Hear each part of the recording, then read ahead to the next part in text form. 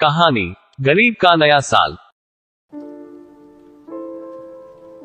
अपाहिज रामदीन शहर के एक गरीब बस्ती में रहता था।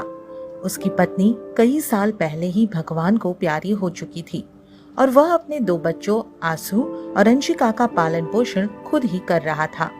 वह एक मोची था और साहब, जूतों की मरम्मत ही करनी है या उन्हें पॉलिश भी कर दूं? हाँ भाई, अच्छे से मरम्मत करके पॉलिश भी कर देना। ठीक है साहब। यह कहकर रामदीन उसके जूतों की मरम्मत करके उन पर पालिश कर देता है और फिर ग्राहक उसे पैसे देकर चला जाता है। उसके जाते ही रामदीन का बेटा आंसू वहां आ जाता है और बापू, खाना लाया हूँ। अब पहले खाना खा लो और जो काम करना है उसे बाद में करना, समझे? समझ गया मेरे दादा, तुझे अपने से ज्यादा मेरा ख्याल रहता है।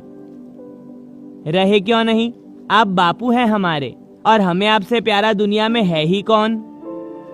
जीता रहे बेटा, तेरी ये बड़ी बड़ी बातें सुनकर तबीयत खुश हो जाती है। शाम को रामदीन काम से घर लौटता है तो आशु और अंशिका पढ़ रहे होते हैं।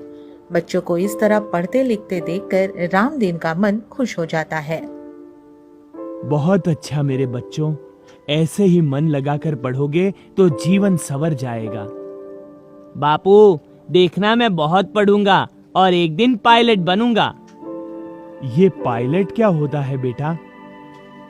वही बापू जो आसमान में हवाई जहाज उड़ाता है। अच्छा, भगवान करे बेटा तू पायलट ही बने।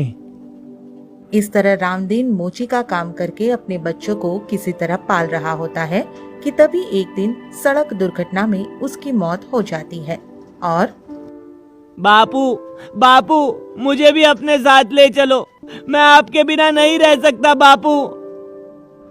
मुझे भी आपके बिना नहीं रहना है बापू, मुझे भी आपके साथ जाना है। बच्चों का यह विलाप देखकर वहां खड़े लोगों की आंखें भर आती है और वे भैया, रामदीन के बच्चों का विलाप तो देखा नहीं जा रहा। जल्दी से इसकी अर्थी को उठाओ वरना बच्चे रोना बंद नहीं करेंगे। ये ठीक कहते हैं, बच्चों का ख्याल करो और रामदीन के दाह संस्कार में अब और देरी न करो। इस तरह की बातें चलते ही लोग उस समय रामदीन के शव को दाह संस्कार के लिए ले जाते हैं और उसका दाह संस्कार कर देते हैं। इसके कई दिन बाद भैया, अब हम क्या करेंगे? बापू तो रहे नहीं, अब मुझे खाना कौन खिलाएगा? तू रो मत बहन, तुझे खाना मैं खिलाऊंगा और तेरी पढ़ाई लिखाई भी कराऊंगा, समझी? पर तुम पैसे कहाँ से लाओगे? मैं मोची बन जाऊंगा अंशिका। मैं बापू की दुकान पर बैठूंगा और पैसे कमाना शुरू कर दूंगा। उस दिन के बाद आंसू अपने पिता के ठिकाने पर बैठकर मोची का काम करने लगता है। जूते चप्पल ठीक करा लो, आओ भाई आओ, जूतों पर पॉलिश करा लो। मैं शीशे से जूते चमकाऊं, पुराने जूतों को नया बनाऊं। आंसू का यह गाना सुनकर अमन नाम का एक युवक वहां आता है और क्या बे, तू तो यहाँ नया नया लग रहा है। पहले तो यहाँ कोई बुजुर्ग बैठता था, वो काम छोड़ गया क्या? वो तो ये दुनिया ही छोड़ गए हैं साहब। यह कहकर आंसू की आंखें भर आती है और फिर वह अमन को अपने पिता की मौत के बारे में बताता है। होनी को कौन टाल सकता है बेटा? गरीब को हमेशा ही भगवान 2 चोट फालतू मारता है। इसीलिए अपना काम ईमानदारी से करना ताकि 2 रोटी के लिए किसी के आगे भीख ना मांगनी पड़े। आंसू अपने काम पर पूरा ध्यान देता है और धीरे धीरे उसकी कुछ आमदनी भी होने लगती है। वह सुबह से शाम तक मेहनत करता रहता है और खुश होकर घर लौटता है। भैया, आज मेरे लिए क्या लाए? तुमने सुबह क्या लाने के लिए बोला था? गर्मा गर्म जलेबियाँ।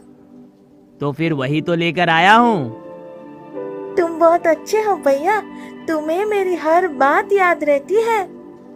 अंशिका की यह बात सुनकर आशु भावुक हो जाता है और फिर उसे समझाते हुए कहता है, तुझे याद नहीं रखूंगा तो और किसे याद रखूंगा बहन? तेरे सिवा इस दुनिया में मेरा है ही कौन? भैया, बापू की बहुत याद आती है। हाँ, बापू तो मुझे भी बहुत याद आते हैं। इस तरह दोनों भाई बहन एक दूसरे के सहारे जीवन जीने की कोशिश करते हैं। आशु को अपनी पढ़ाई लिखाई छोड़ने का दुख तो बहुत होता है, मगर वह खुद को संभाल लेता है और हमेशा अंशिका के बारे में ही सोचता रहता है। अगर थोड़ा काम और चल जाए तो इतना पैसा तो मैं जमा कर ही सकता हूँ कि अंशिका का दाखिला किसी अच्छे से स्कूल में हो जाए। यही सोचकर वह अपने काम पर और अधिक ध्यान देता है और शाम को देर तक सड़क किनारे बैठकर काम करता रहता है, लेकिन फिर भी इतना पैसा जमा नहीं कर पाता कि उसे किसी अच्छे स्कूल में भर्ती करा सके। हम गरीब कितनी ही मेहनत क्यों ना कर ले, पर अमीरों का मुकाबला नहीं कर सकते अंशिका। क्यों भैया? क्योंकि मैंने दिन रात एक करके देख लिया, मगर फिर भी इतने पैसे जमा नहीं कर पाया कि तुझे किसी अच्छे स्कूल में भर्ती करा सकूं। आप दुखी ना हो भैया, मुझे तो गरीबों वाले स्कूल में ही पढ़ना अच्छा लगता है। इस तरह दिन बीतते जाते हैं और फिर साल का अंतिम महीना आ जाता है। लोग नए साल का उत्सव मनाने की तैयारी में लग जाते हैं। लोगों में नए साल के प्रति उमंग और उल्लास देखकर अंशिका का मन भी नया साल मनाने के लिए उत्सुक हो जाता है और वह, भैया मुझे नया साल मनाना है। तो शौक से मनाओ, मैं कब मना करता हूँ? आशु की यह बात सुनकर अंशिका थोड़ी नाराज हो जाती है और फिर, बापू होते तो ऐसा कभी न कहते। बापू नए साल पर मुझे ढेर सारी चीजें दिलाते थे और तुम? और मैं तुम्हें कुछ नहीं दिलाना चाहता, यही कहना चाहती है ना? हाँ हाँ हाँ, यही कहना चाहती हूँ। अंशिका के ये कहने पर आशु हंसते हुए उसे मनाने में लग जाता है और अरे मेरी पगली बहन, मैं किसके लिए कमाता हूँ? तेरे लिए ही ना, इसलिए तू चिंता मत कर। मैं तेरे लिए नए कपड़े, मिठाइयाँ और बहुत सारी चीजें लेकर आऊंगा। फिर हम दोनों अपने घर की खूब सजावट करके नया साल मनाएंगे। सच भैया? और नहीं तो क्या। उस दिन आशु के मन में नया साल मनाने की उत्सुकता बनी रहती है और वह शाम तक का समय बड़ी मुश्किल से ही काट पाता है। बाजार में जाकर अंशिका के लिए नए कपड़े और मिठाइयाँ खरीदता है। उधर अंशिका भी आशु के घर लौटने का बेसब्री से इंतजार कर रही होती है, लेकिन घर वापस लौटते समय आशु अचानक ही एक कार से टकरा जाता है। बच्चों को ज्यादा गहरी चोट नहीं आई है मिस्टर आनंद, कुछ देर में होश आ जाएगा। ये तो बड़ी खुशी की बात है डॉक्टर। ना जाने किसका बच्चा है। कोई गरीब घर का बालक लगता है रजनी। कुछ देर बाद आशु को होश आ जाता है और आनंद और उसकी पत्नी आशु से उसके बारे में पूछते हैं तो वह रोने लगता है। फिर रोते हुए उन्हें अपने और अपनी बहन अंशिका के बारे में सब कुछ बता देता है। उसकी व्यथा कथा सुनकर आनंद और उसकी पत्नी को उन पर बहुत तरस आता है। बेटा, भगवान ने तुम दोनों भाई बहन को बहुत दुख दिए हैं, मगर तुम चाहो तो तुम्हारे सब दुख तकलीफ खत्म हो सकते हैं, क्योंकि हम तुमको गोद लेने को तैयार हैं। हाँ बेटा, हमारी अपनी कोई संतान नहीं है और आज हम नए साल पर अनाथ आश्रम से कोई बच्चा गोद लेने के लिए जा ही रहे थे कि रास्ते में हमारी कार से तुम टकरा गए।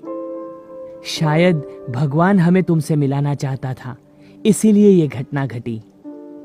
आनंद और रजनी की प्यार और ममता भरी बातें सुनकर आशु की खुशी का ठिकाना नहीं रहता और वह, क्या आप सच में ही हम अनाथ भाई बहन के माता पिता बनने के इच्छुक हैं?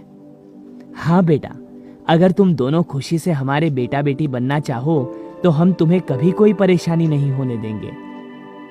हम तुम दोनों को खूब पढ़ाएंगे और माता पिता के प्यार में कभी भी कमी महसूस नहीं होने देंगे। आनंद और रजनी के प्यार और ममता को देखकर आशु और अंशिका दोनों उनके साथ जाने को तैयार हो जाते हैं। इस तरह अनाथ बच्चों को माता पिता मिल जाते हैं और फिर सब मिलकर उत्साह और उमंग के साथ नया साल मनाते हैं।